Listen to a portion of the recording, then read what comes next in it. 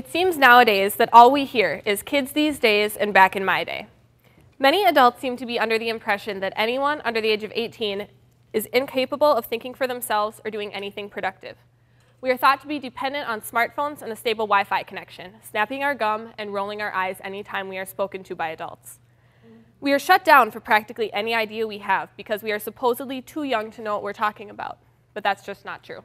Just over 2 years ago, we started a project to bring homemade pillowcases to hospitalized children in the Twin Cities area. This is a cause that is near and dear to our hearts because 5 years ago, I was diagnosed with aplastic anemia, a rare disease that affects the production of blood cells and causes bone marrow failure. I was hospitalized for 3 months to receive a transplant from my brother. During this time, my grandma made me new homemade colorful pillowcases, and she brought one every day. I'm not just saying that. She brought one every single day. These pillowcases brightened up the drab hospital room and brightened my spirits. Just after our freshman year of high school, we decided we wanted to bring that same joy to others in similar situations. Using donations from our parents and grandparents, we picked out enough fabric for our first 10 pillowcases. We got home, matched the tops to the bottoms, and hauled the sewing machines out of the storage closet. As we sat on the floor with all of our supplies set out in front of us, it dawned on us that we had no idea how to make a pillowcase. We frantically called my great Aunt Volley, who luckily was a sewing pro and lived only a few minutes away. She rushed to the rescue with her sewing kit in hand and showed us a few steps that we have now done so many times we could practically do them in our sleep. Since we made that first pillowcase just more than 2 years ago, we have since made and delivered more than 300 homemade pillowcases to hospitalized children at University of Minnesota Amplatz Children's Hospital and the Minneapolis and St. Paul campuses of Children's Hospitals of Minnesota. From my experience, we also know how boring hospital rooms can be.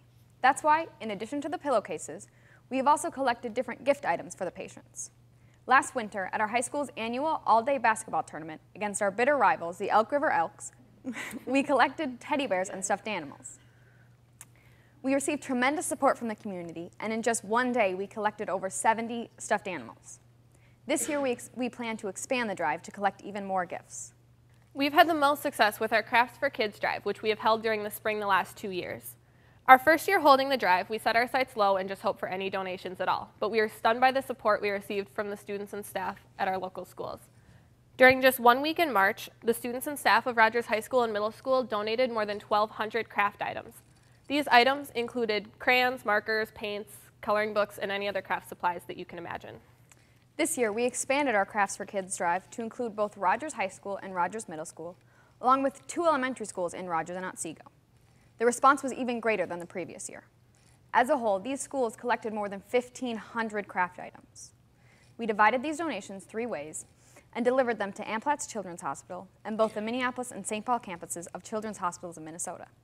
These donations not only provided a fun activity for hospitalized children and their siblings, but they also allowed for the money that would normally be used to buy these items to be used to buy other necessary items for the hospitals.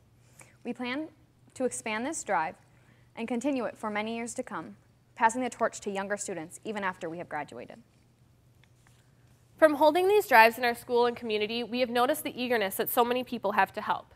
Not only parents and staff, but especially students are enthusiastic about the chance to help others.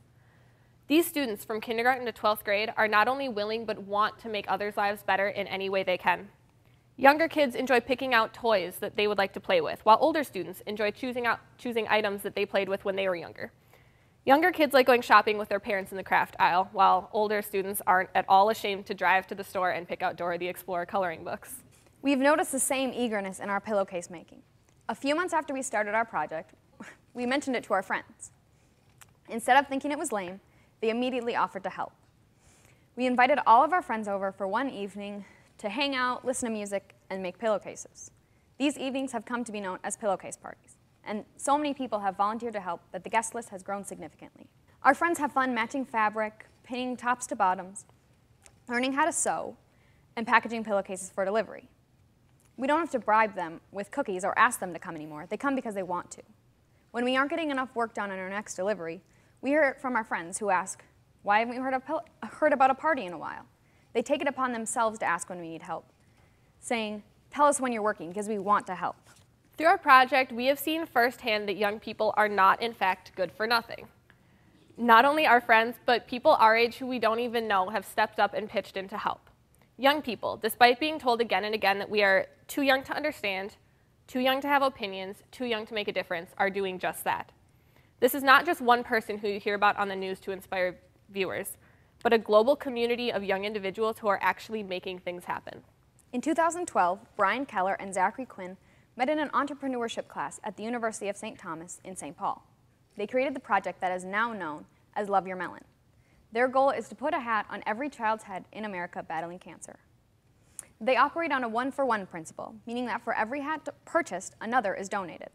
Since its founding 2 years ago, Love Your Melon has donated more than 12,000 hats to children with cancer. Another high-profile example is 17-year-old Malala Yousafzai. She has risen to fame in her fight for women's and girls' education in Pakistan. At the age of 11, Malala wrote for BBC Urdu about life under the Taliban. As her identity was discovered, she became a target. In 2012, Malala's school bus was stopped by members of the Taliban, and Malala was shot at point-blank range in the head. But instead of silencing Malala, this act of terrorism only fueled her fire. Malala has since continued and globalized her campaign for women's education, and yesterday became the youngest person ever awarded the Nobel Peace Prize. These and so many other young people are doing incredible things, yet some people just refuse to listen. Don't let the heroism and large scale of these examples scare you off. Helping someone doesn't take much. Just a small effort can have a huge impact. When we started our project, we didn't know what we were doing. We didn't even know how to turn on a sewing machine, much less sew a pillowcase. You've heard the saying, a little goes a long way. In this case, it truly does.